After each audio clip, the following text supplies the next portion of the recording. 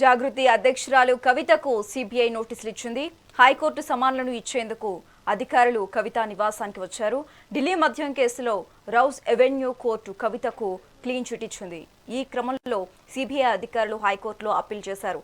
దీంతో ఇవాళ కవిత భర్త అనిల్ కు అధికారులు నోటీసులను అందజేశారు.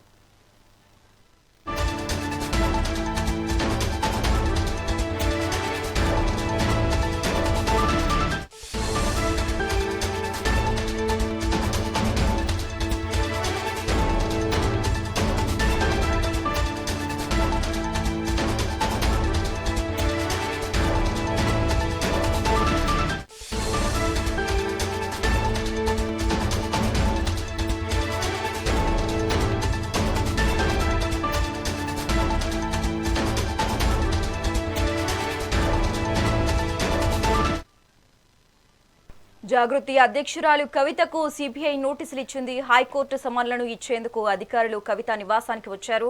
ఢిల్లీ మద్యం కేసులో రౌస్ ఎవెన్యూ కోర్టు కవితకు క్లీన్ చిట్ ఇచ్చింది. ఈ క్రమంలో సిబిఐ అధికారులు హైకోర్టులో అప్పీల్ చేశారు. దీంతో ఇవాళ కవిత భర్త అనిల్ కు అధికారులు నోటీసులను అందజేశారు. ఇక ఇదే అంశానికి సంబంధించి మరింత సమాచారం మా కరెస్పాండెంట్ ఉషా ఫోన్ ద్వారా అందిస్తారు. ఉషా,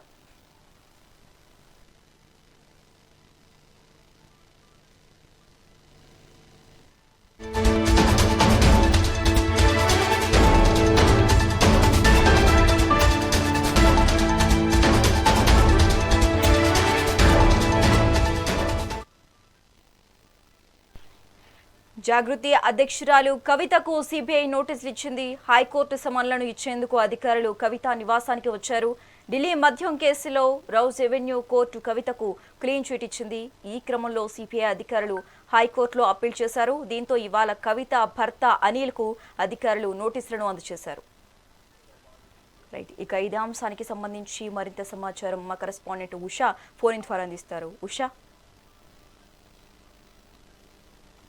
శశి, రాష్ట్ర వ్యాప్తంగా సంచలనం సృష్టించినటువంటి కేసు బీఆర్ఎస్ హయాంలోనే ఢిల్లీ లిక్కర్ స్కామ్ కేసులో క్లీన్ చిట్ తో ఇటీవల ఏదైతే లోయర్ కోర్టు ఇచ్చినటువంటి ట్రయల్ కోర్టు ఇచ్చినటువంటి తీర్పు ఏదైతే ఉందో తీర్పు క్లీన్ చిట్ ఇవ్వడంతో అటు కేజ్రీవాల్ ఇటు కల్వకుంట్ల కవిత ప్రతి ఒక్కరు కూడా ఊరట చెందారు. మీడియా ముఖంగా కూడా చాలా హ్యాపీ సిచ్యువేషన్స్ ని కూడా షేర్ చేసుకున్న సంగతి కూడా మనకు తెలిసిందే. ప్రస్తుతం ఇవాళ చూసుకున్నట్టయితే ఆల్ ఆఫ్ సడన్ ఈ కేసుకి సంబంధించి జాగృతి అధ్యక్షురాలు అయినటువంటి కవిత సిబిఐ సమన్స్ జారీ చేసింది. ఇటీవల ఢిల్లీ మద్యం కేసులో ఢిల్లీ రౌస్ ఎవెన్యూ కోర్టు ఏదైతే ఉందో క్లీన్ చిట్ ఇచ్చినప్పటికీ కూడా మరోసారి ఈ కేసులో ఢిల్లీ హైకోర్టు పిటిషన్ దాఖలు చేసిన నేపథ్యం అయితే కనిపిస్తుంది. ఈ కేసుకి సంబంధించి ఏదైతే కవిత నివాసం జూబ్లీ హిల్స్ లోని కవిత నివాసానికి వచ్చి సమన్లు జారీ చేశారు. బట్ సమన్లు జారీ చేసే సమయంలో కవిత ఇంట్లో లేకపోవడంతో కవిత భర్త అనిల్ కు నోటీసులు అయితే ఇచ్చినట్టుగా అయితే తెలుస్తుంది. ప్రస్తుతం ఈ టాపిక్ ఏదైతే ఉందో రాష్ట్ర వ్యాప్తంగా ఇది ఒక హాట్ టాపిక్ గా మారింది. రౌస్ ఎవెన్యూ కోర్టు నుంచి ఇప్పటికే ఈ సిబిఐకి సంబంధించినటువంటి అభ్యర్థులు వచ్చి నోటీసులు ఇవ్వడము, ఆ విజువల్స్ లో కూడా మనం క్లియర్ గా చూసుకోవచ్చు. నోటీసులు ఇచ్చి వెళ్తున్నటువంటి సిబిఐ బృందాన్ని కూడా మనం చూసుకోవచ్చు. ప్రస్తుతం ఈ అంశానికి సంబంధించి కవిత ఎలా స్పందిస్తారు, కవిత భర్త అందుకున్నారు కాబట్టి దీనికి సంబంధించి కవిత లీగల్ టీం ఎలాంటి మెసేజ్ ఇవ్వబోతోంది, అసలు ఏ పర్పస్ మీద ఈ నోటీసులు ఇచ్చారు అనేది కూడా తెలియాల్సి ఉంది. శశి, ఉషా, అసలు ఎటువంటి నోటీసులు పంపించారు?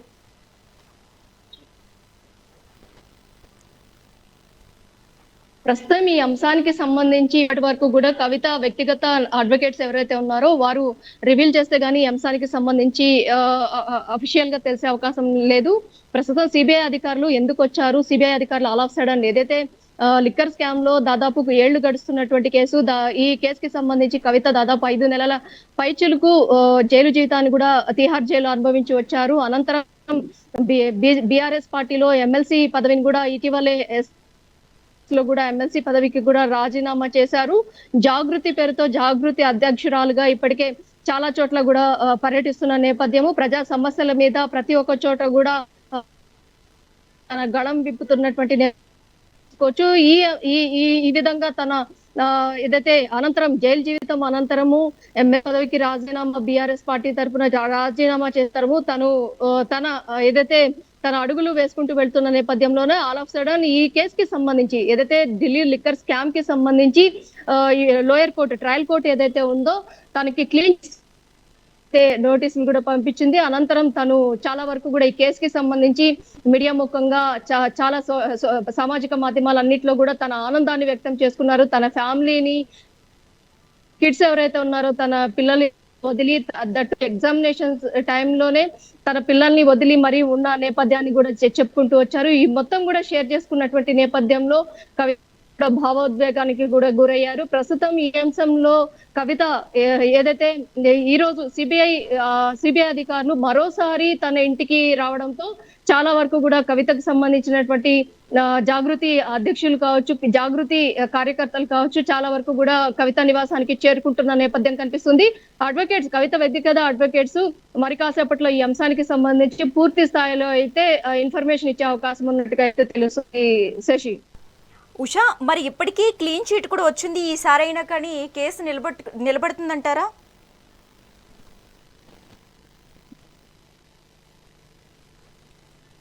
ప్రస్తుతం ఈ కేసులో లోయర్ కోర్టు మాత్రమే ఇచ్చింది క్లీన్ చిట్ వీరికి. హైకోర్టు కానీ, రౌజ్ ఎవెన్యూ సిబిఐ కోర్టు కానీ ఇంతవరకు కూడా ఈ కేసుకి సంబంధించి చాలా వరకు కూడా దీనిలో ఫారెన్ ఎక్స్చేంజ్ పిఎంఎల్ఏ యాక్ట్ ని ఉల్లంఘించారు, prevention of money laundering act ని ఉల్లంఘించారు, అలాగే ఫెమా ఉల్లంఘన కూడా భారీగా ఉంది. ఇవన్నిటినీ కూడా చాలా వరకు కూడా ఢిల్లీ లిక్కర్ స్కామ్ లో సెంట్రిక్ గా, ఏదైతే హైదరాబాద్ సెంట్రిక్ గానే ఈ కేసుకి సంబంధించినటువంటి మొత్తం కూడా నగదు లావాదేవీలన్నీ జరిగాయి. ఇందులో చాలా వరకు కూడా అందరూ కూడా ఏపీకి సంబంధించి కావచ్చు, ఇటు హైదరాబాద్ కి సంబంధించి కావచ్చు, అటు మహారాష్ట్రకి సంబంధించినటువంటి వరకు చాలా మంది కూడా హస్తం ఉంది ఇందులో. వీరందరూ కూడా నేరస్తులే.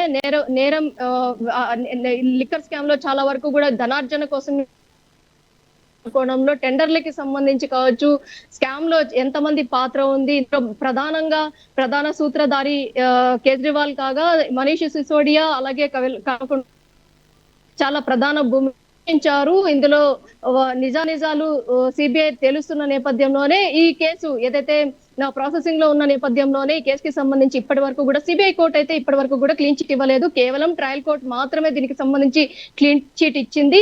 అటు హైకోర్టు కావచ్చు, అటు రౌజ్ ఎవెన్యూ కోర్టు కావచ్చు, సుప్రీంకోర్టు కావచ్చు, ఈ కేసుకి సంబంధించి ఎలాంటి క్లీన్ చిట్ ఇవ్వలేదు. కాబట్టి మరోసారి సిబిఐ ఇప్పటికే ట్రయల్ కోర్టు ఇచ్చినటువంటి